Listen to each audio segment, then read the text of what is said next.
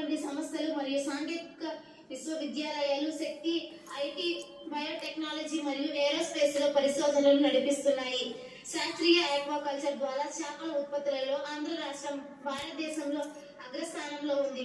విశాఖపట్నం రాబోతున్నటువంటి Google data centre, అలాగే అమరావతిలో రాబోతున్నటువంటి వ్యాంటమ్ వ్యాలీ ప్రాంతాలు రాబోయే తరానికి శాస్త్రీయ విజ్ఞానానికి దిక్సూచి కాబోతున్నాయి. ఆంధ్రప్రదేశ్ ప్రభుత్వం పాఠశాల స్థాయి నుంచే విజ్ఞాన ఆధారిత కరికులం అమలు చేస్తే రాబోయే తరానికి సమర్థవంతమైన మానవ వనరులుగా తీర్చిదిద్దుతుంది అనడంలో అతిశయోక్తి లేదు. అక్కడ ఆర్కియాలజికల్ సర్వే ఆఫ్ ఇండియా ఉంది కదా పైన, దాని గురించి ఏమైనా మీకు ఐడియా ఉందా?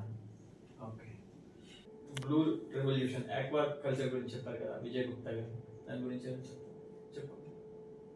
ఆంధ్రాకు చెందిన విజయ్ గుప్తా గారు ఆయన తక్కువ ఖర్చులో చేపల పెంపకాన్ని అభివృద్ధి చేసి పేద వర్గాలకు మార్గదర్శకుడుగా, మంచి శాస్త్రవేత్తగా, వరల్డ్ ఫుడ్ ప్రైజ్ విజేతగా బహుమతి అందుకున్నారు.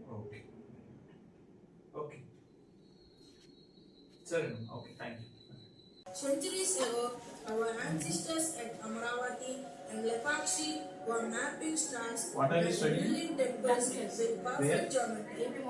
The Satavahanas and Vijayanagar patterns supported architecture and irrigation applied science long before.